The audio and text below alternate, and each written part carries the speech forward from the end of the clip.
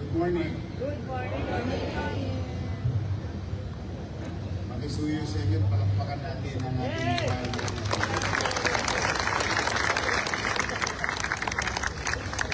Sila po ang nanalo.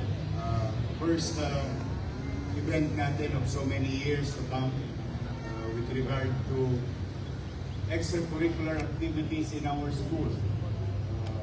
Public, private are now participating, and I would like to give that credit to our SDO, to the SDO family. Thank you very much. Makakasama din natin yung mga nag-champion sa quiz bee, oratory, at declamation. Ito po mga activities na ito ay muli kong binalik sa loob ng paaralan. Mag-uumpisa yan sa silid-aralan, sa paaralan, sa distrito, hanggang sa buong Maynila, upang patuloy natin makita at madiskubre ang talento, academically and extra skills ng mga kabataang mag-aaral sa ating lungsod. At matagumpay po itong nailunsad, bagamat nagsimula lang itong katang-isip na ito noong July. But through the leadership of Superintendent Lumeda at 10 ng mga kasamahan natin sa SDO, napagtagumpayan natin ngayong Disyembre at 3 itong ganitong klaseng programa. At natutuwa ko na ang mga batang Maynila ay nakapag-perform muli sa makasaysayang Metropolitan Theater. Ang Metropolitan Theater po ay isang pasilidad kung ikaw po ay artista sa entablado telebisyon, ay isang magandang eksperyensya na ikay makapag-perform sa loob mismo ng Met. So that's why we're gonna do it every year.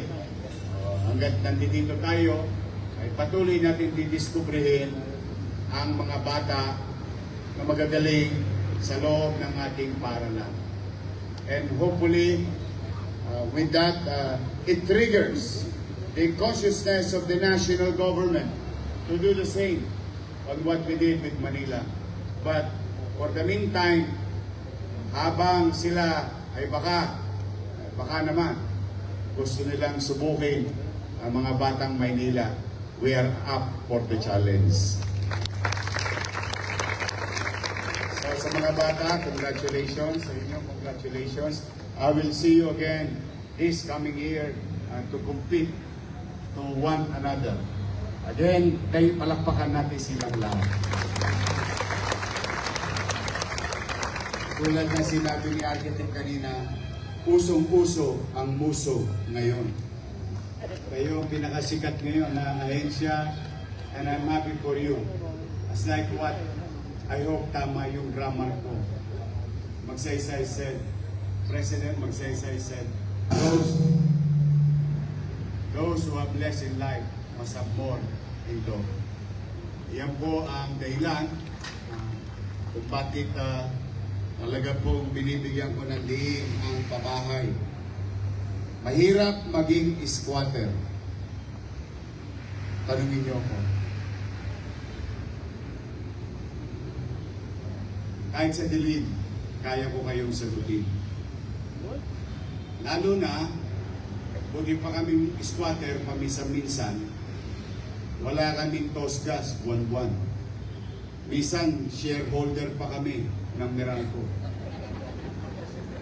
At stockholder din kami ng Nawasa. At that time kasi Nawasa. Wala naman yung Maynilad at saka Manila Water. Nawasa yan sa umaga. Sa gabi, nawasak. Nawasak ang tubo nila dahil kami ay sosyo sa tubig. Kaya mas mahirap sa isang pamilyang nangungupahan. Dahil sa ayon sa gusto mo, kailangan mo magbayad sa kasera mo. Kaya kung iisipin mo sa kwentada, mas magaang ang buhay ng squatter. Maraming para-paraan. But then again, it's the same. Ang walang kasiguruhan sa pamumuhay, lalo na sa pamamahay, ay isang alalahanin ng isang ina at isang ama. Saan ko kaya ilalaga at paano ko kaya iiwan ang aking mga anak pag nagpantay na ang pako at tumiklop na ang araw sa buhay ko? Yan ay alaala o alalahanin ng bawat magulang. I think hindi lang sa Maynila, kundi samang parte ng mundo. Kaya minabuti ng inyong lungsod, bagamat pandemya noon, ay dahil sa desisyon ng Korte Suprema with regard to the Mandanas ruling, minabuti ng inyong pamumuno noong mga panahon na yon na pagpuyatang basahin yung ikangang desisyon ng Korte Suprema at nga pagtanto-tanto ko na meron tayong tinatawag na windfall or mga kitang hindi inaasahan at hindi nakapabibigat sa buwis o pagbubuwis ng mamamayan.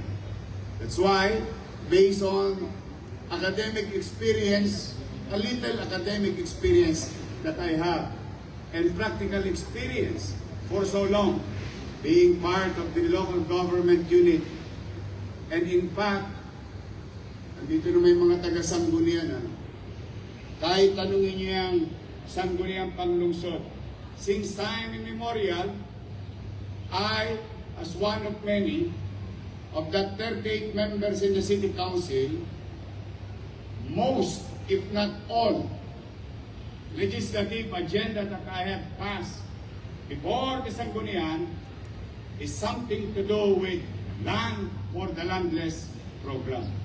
So, kung siyal pala ang ako, ay pabay at palupa na ang aking pinangungunahan.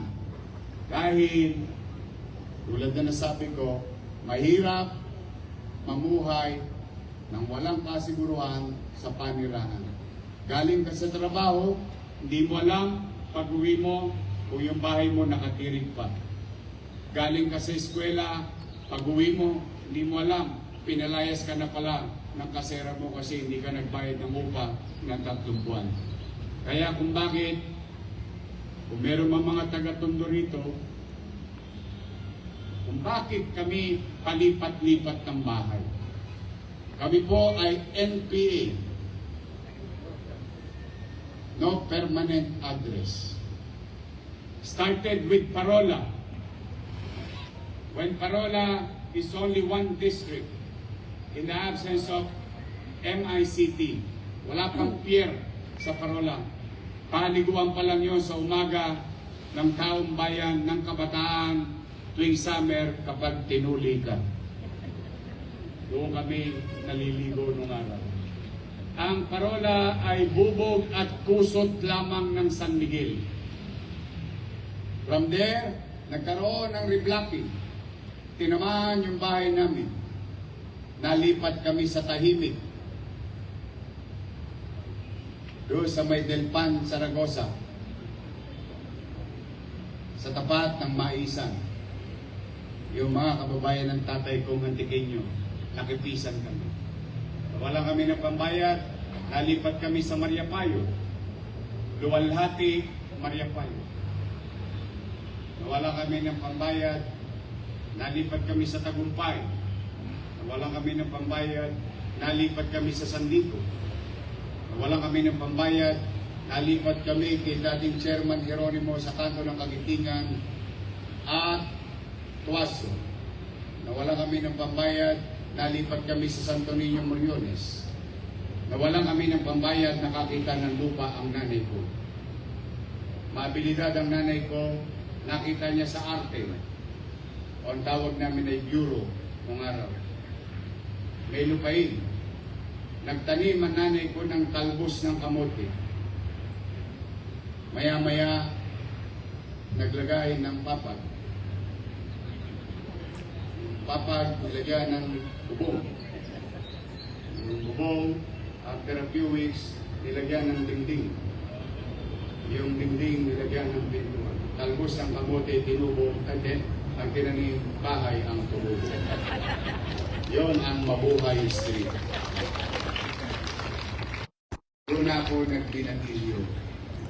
So nagsimula sa parola ng ending sa Mabuhay. O mas kilala ninyong Artel. Kaya marami kaming hanap buhay. Sa amin sa Tondo, ang saging may pakpak. Lumilipad ang saging sa likod ng pader. Pader ng pier. Kaya magtataka kayo bakit dati sa Artel may tindahan ng saging, wala namang farm. That's why I know very well. I know very well. With that windfall, I asked Engineer Andres, sabi ko, halika, tirahin natin yung pabahay. And when I said it, sabi ko, huwag niyo kung gagawa ng disenyong bahay kalapati. Gusto ko yung bahay matitirhan. And thanks to Lee Kuan Yew, thanks to him, thanks to Singapore government, they gave us a playbook. So, copy-paste. And now, the rest is history. In fact, yung sinabi ni architect kanina, totoo po yun, nagpunta sa atin yung NEDA. Pinag-aralan po yung ating pabahay. Saan ka nakakita? Sa Maynila lang. Pabahay, 42 square meter, 2 bedroom, 2,000 pesos lang.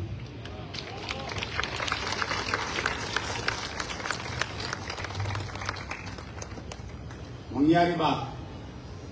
10 years after that, umunlad ka na, ayaw mo na. Dahil nakaipon ka na. Gumanda na buhay mo. Bumili ka na ng bahay sa Cavite, sa Las Piñas, sa Bulacan, o kung saan man, sa Maynila. Lahat ng hinulog mo, isosolid pa sa iyo ng gobyerno.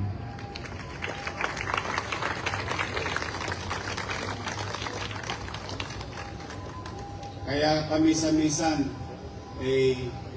sumasama din ang loob mo, 2,000 na lang, ayaw pang bayaran. Ang halaga ng condominium, 7 million, 5 million pesos. Not my money, but taxpayers' money. Kaya po, ayaw po kong papagmayariin yun, ni naman, dahil ayaw kong bigyan ng opportunity na maisalya. Alam mo naman kung minsan, ang tao may ilan din na baka mapag-interesan. Ang layunin, marisolba ang kasiguruhan ng pamamahay at pamumuhay sa Maynila. That's the point. Kaya doon sa mga nakatanggap at makatatanggap, 2,000 na lamang, huwag nyo nang ipagkait sa taxpayers sapagkat sila po ang nagpondo niya. Ito, halimbawa, saan mga taga-image team? Manila Health Department. Ayun. 200 of them. Most likely, magbabago ang buwan. Iba sa inyo ng umupahan ng 5,000, ng 7,000, o minsan 12,000. Iba nga, anong tawag doon na dorm? Bed space. Tingnan nyo sa Paseco, bed space doon, 2,000, 3,000. Kasya ka lang. Kulang na lang, glass. But you pay. In this case, ito'y gobyerno. Pero ito'y pag-aari ng mga taxpayer. Kaya yun naman ang sukli ko sa kanila, sa mga taxpayer. Pangalagaan ang kanilang buwis na ibinayad to convert into services. And rest assured to the people of Manila, to you guys, that we will continue to invest into MBN. Hindi na tayo lalabo ang mata ron, hindi na tayo lalayo doon. Minimum basic needs, MBN, housing, education, healthcare, and jobs. That is for the people of Manila under my voice.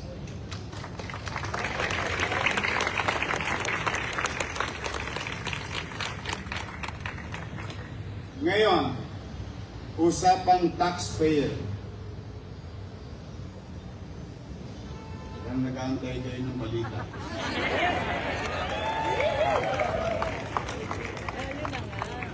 Mga nag-aantay eh. I think, hindi naman siguro may kukupli sa inyo. Maraming chismoso sa sitio. Tumatakbo pa lang yung papel, alam nyo na. But you know already that we are in Castra. Castra. You know that already, no? Ang tingin ko, alam niyo. Lalo na, hindi mo pwede kumplihan sa City Treasurer's Office, sa Budget Office, sa Accounting. Kasi, pagkakaluhan ng papel, kulang na ba yung pera? And you know that better than anybody else. But, you know, pala ako. Pala desisyon ako. Bumalik-balik ka pa kasi. But I'm up for the challenge. Ako naman nalulugod na mabigyan na rin ng pagkakataon. Now, yeah, it's been an ongoing stress for me as your mayor since July 1. Every single day, Paul Vega, Assistant Treasurer then, now City Treasurer, and the team, Jed, Jonathan, Chief of Staff, Letlet, Wardy, kami, lagi kami nagpupulong. We are always in the brink of bankruptcy. Always in the brink, every single day, since then. But through some initiative, curbing our direction, our road, those policies were implemented again. So when I said again, because it was implemented then, but in my absence, binago yung direksyon. At hindi na pwedeng ipagkaila na pariwara ang ating fiscal situation. But then again, salamat sa inyo. Binigyan ninyo ako ng pagkakataong maglingkod muli. Thanks to Director Angeles, marami siyang pang-revive. We try to resuscitate our fiscal situation every single day. And I'm happy to inform to each and every one of you today. So far, magsasara ang taon na may magandang balita at may kapanatagan.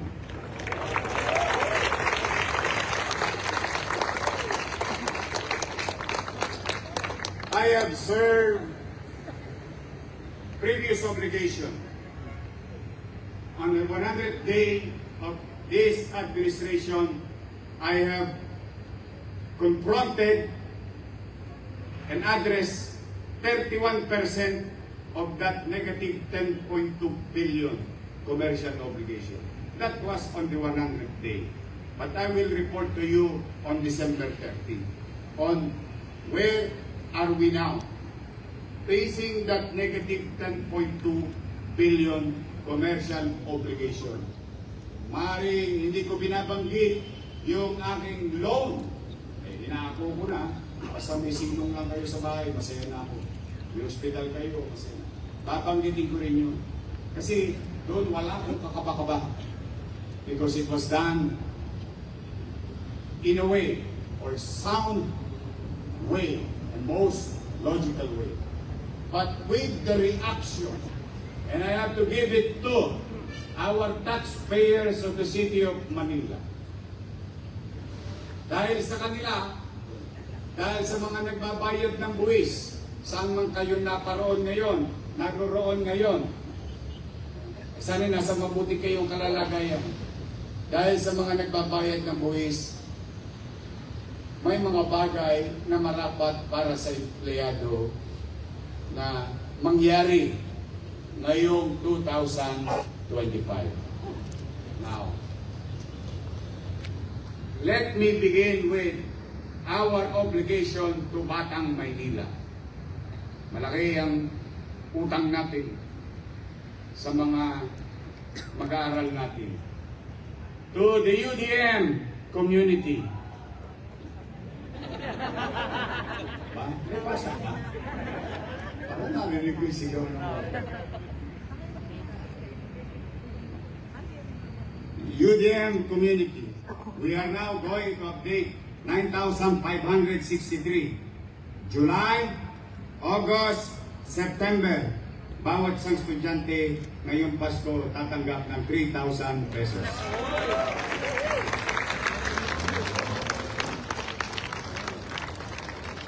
Amounting to 28 million pesos to be released December 15, 16, 17, 18, 19. Alam mo, kahit walang pasok, pumasok yung mga estudyante. Paldo ang mga batang Maynila. To PLM student, 8,672 for the month of August, September 2025. To be released, each of them will receive 2,000 pesos. These are student allowance that I initiated during my first term, was delayed to them, and I'm trying to catch up with time. Napapasin nyo naman yung petsa. Konti na lang. Magpapantay na. Magiging on time na. To be released December 15 and 16. 17 million plus. Total of 46,033,000 for Batang Maynila na mag-aaral ng PLM at UDM. To our partner institution, IRIS, I already gave the last quarter or the second quarter to update it. We're now going to release the third quarter. Today, you can claim your 6,500,000 for IRIS community.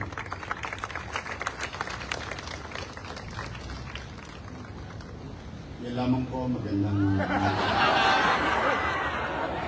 Weird. Tama na, mataas yung araw. Mahaba to. Bukas na lang. I love you. Thank you, Paula. Palakpakan nga natin si City Treasurer. Lahat ng City Treasurers sa Ukraine. City Assessor, palakpakan natin. Business permit. Yung mga malalaking mag-impok ng pananalapi ng ating siyudad. Holiday, pumapasok sila. Ang City Treasurer's Office. Holiday, Saturday, pumapasok sila. Good for them. I'm happy meron tayong ganito mga empleyado ng City Treasurer's Office. Pampakan natin sa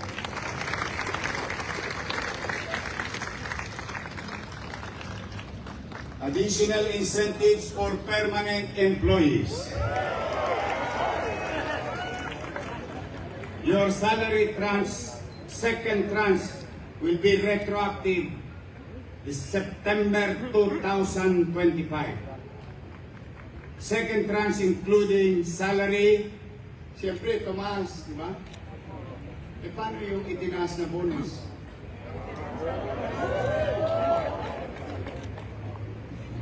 Bonus and differential for all employees connected until September to December 2025. Amounting to 88 million pesos para sa inyo. So implement natin yung second tranche. Actually, yun na yan. Pero, we catch up. to 9,467 employees, medical allowance of 7,000 pesos.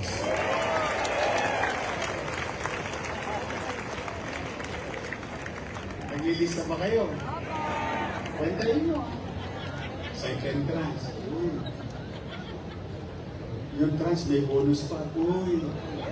O, pero meron lang akong paalala. Yung medical allowance, meron mo yun na obligasyon. O, kasi kailangan nyo i-liquidate yun. Pero ito yan. Sabi 7,000 medical allowance. And you're required to buy health card. Pero hindi nyo kailangan bilhin 7,000. Pwede kayo bumili 1,500. Pwede kayo bumili 2,000. But you need to buy based on the requirements. Naintindihan nyo ba?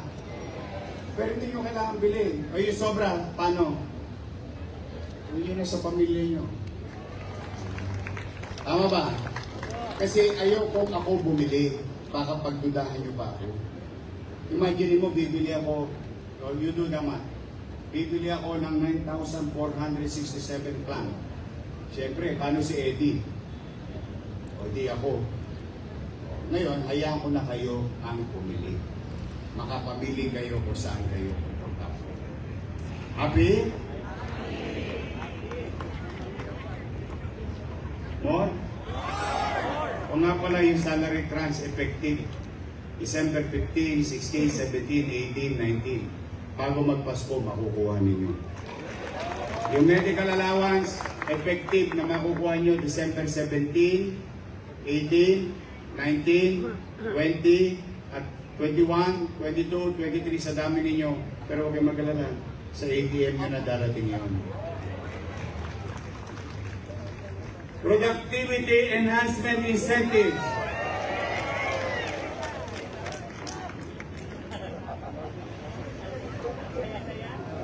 Ano 8,991. Permanent employees pa lang ito pinag-uusapan natin, ha? 5,000 pesos each. To be received by ATM December 17, 18, 19, 20, 21, 22, and 23. So, darating yan lahat sa ATM. Ito, dapat yung asahan, January pa. Kaya lang maraming gastos ngayong Pasko.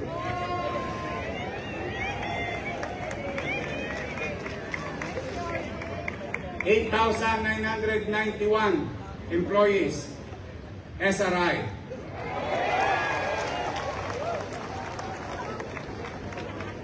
Service Recognition Incentive, 10,000 pesos.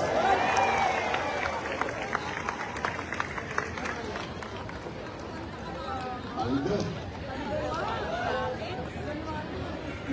89 million. December 17, 18, 19, 20, 21, 22, and 23. Kung yung sign effects naman. Ayun.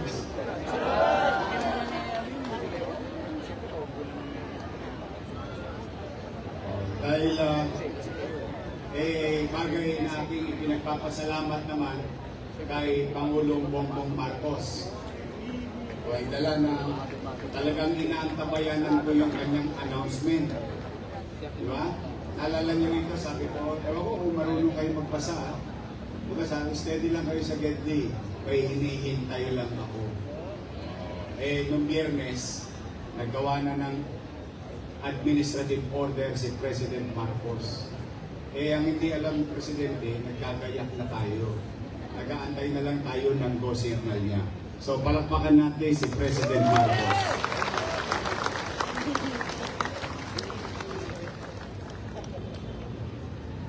Manila Health Department.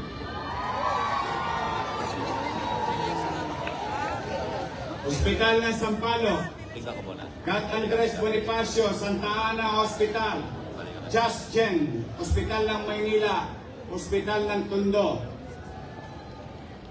PhilHealth Professional Share for all MHT personnel and hospital from July to November, amounting to 128 million pesos. To be released 17, 18, 19, 20, 21, 22, 23 sa ATM nyo. Paldo mga taga. Nakapag-release na tayo. Naalala nyo yung mga nakaraang buwan na hindi nirelease sa inyo nung hindi pa ako mayor. Ito yung pangalawang release. May nabuti ko dahil ulitin ko mga pasyente nyo, ngingidihan nyo lang ay sisimangot mga taga-hospital. Ngiti lang ang hinihingi ko sa inyo. Minabuti ng inyong Manila Health Board. We decided to release an additional 100 million for MHD and Hospital ng Tondo, Hospital ng Maynila, Just Jen Santa Ana, Gat Andres at Sampaloc. And this will include BHW, PNS, maintenance personnel, security personnel. Remember, yung in-announce ko kanina, yun yung normal sharing. Itong 100 million, magbuti lang kayo, bibigay ko lahat para sa inyo. 1,298 medical personnel will receive 36,000 each.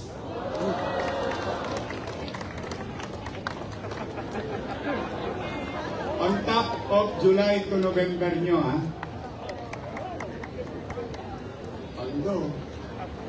Non-medical personnel, 4,201, 11,300 each. These are extra. To be HW, additional 6,000 pesos. BNS, 6,000 pesos. Maintenance and personnel, 2,500 pesos. City security personnel on those facilities, 2,500 pesos. Total of additional 100 million pesos.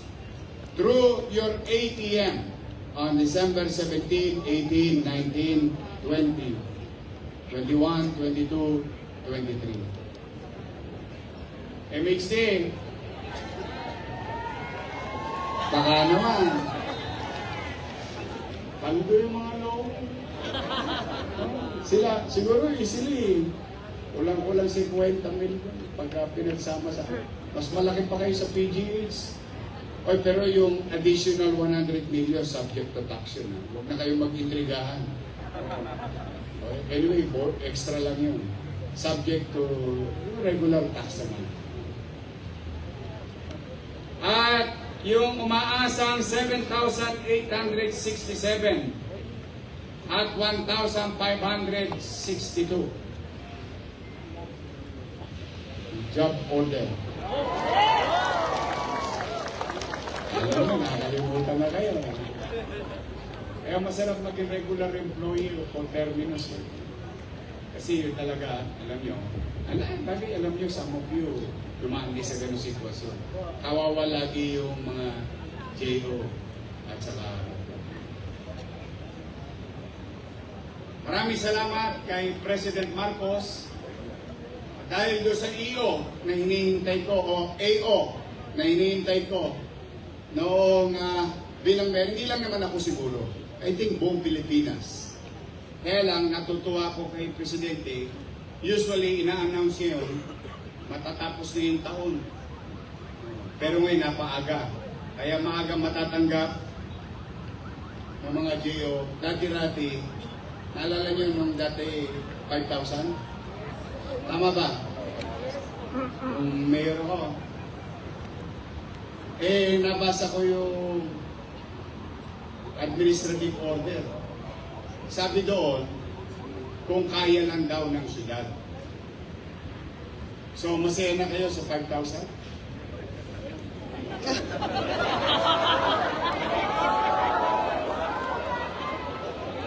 Dr. Tomas, nakakata.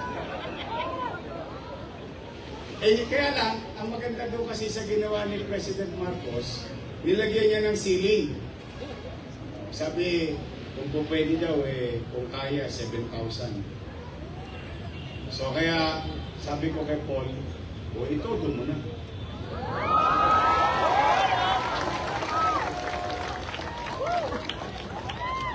$7,867 JO, 1,562 contract of service at kayo tatanggap ng 7,000 pesos. Ang problema, wala kayong ATM. Pipila kayo. Meron? Kung meron yung iba sa inyo, good. Yung wala, pila kayo. December 17, 18, 19, 20, 21, 22. Kunin nyo lang doon. Tuwa-tuwa yung mga taga-DPS, sa VIP. Meron na. Bukang buka si Mrs. mamaya. Bukang buka ng ala. Malisyoso kayo. Pag-uwi sa bahay, naku, Diyos ko, lahat yata ng safeguard aabutin ninyo. Pati lifebuoy, papaliguan ka ng Mrs. Lagaan nyo po. Today, I'm happy to report to you.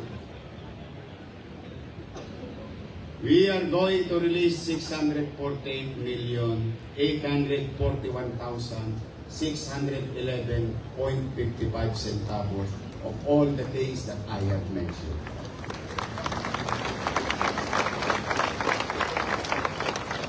July, ang pera lang natin, 300, 200. Every month, yung ano ko, nandito. Totoo, hindi talaga para kung sinisilihan ng pwede ko. But I'm happy, sabi ko nga sa'yo, God will provide.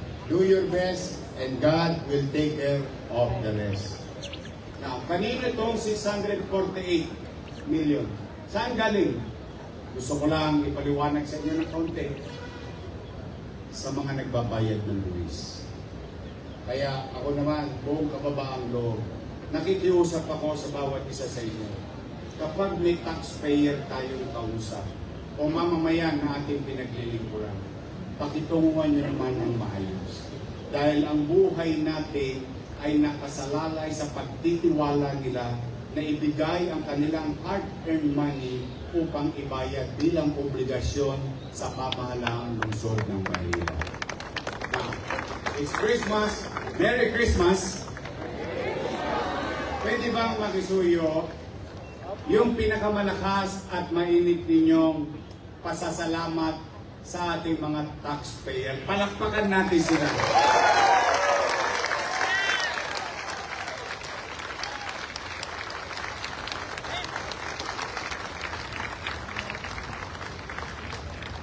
I cannot do it alone. In fact, I didn't pay for it. Some of it, nagbayad ako milyon. But, they did it. They did it for us to have what we're going to have in the coming days. And what we're having every 15th and 30th of the month. That is because of them. Kaya, pakisuyo ko, paulit-ulit, may sakit, ngitian nyo. Kahit kapsul man lang, kahit ispirin man lang, maibigay natin sa ating mga may sakit. Sa mga nagbabayad ng buwis na dadako rito, at sila'y misuliranin, tanggapin ninyo ang maliwalas. Iparamdam nyo sa kanila na sulit ang sweldo natin na galing sa bulsa nila. So muli, I'm happy at higit sa lahat, maraming salamat sa Diyos. Nakaraos tayo. 744,000 families will receive something for Noche Buena. Walang nagutom sa lungsod ng Maynila. Senior citizen, 205,000 of them are smiling. Students in UDM, PLM are smiling. All the barangay Pati yung pera ng barangay na ikinubli sa kanila noong 2023, noong 2024, noong 2025, makakamit nila ngayon bago matapos ang December 31. Almost 20,000 empleyado. Lahat ng obligasyon ng kamalang lungsod sa inyo. At least, matangos ang ilong ko, magpapanubong tayo, magkakasalubong-salubong tayo sa hallway. At least kahit paano, okay na lang, nakatawid kami, nakaraos kami. Then, 2026 will be a challenging year again for us. But, with your help, with the taxpayers backing us, I think we may grow by 2026. And as time progresses with the policy direction of our city, I think unti-unting maghihilom ang fiscal situation ng syudad. That's why today, ako'y nagsusumamo sa inyo, buong kababaang loob, nakikisuyo ko. Tulungan ninyo akong maglingkod ng maayos sa ating mamamayan. Without you, I cannot do it. I cannot do it alone. We have to come together to make Manila great again. Magandang umaga. Merry Christmas. Sana napagyan ko kayo ng ngiti sa inyong mga labi ngayong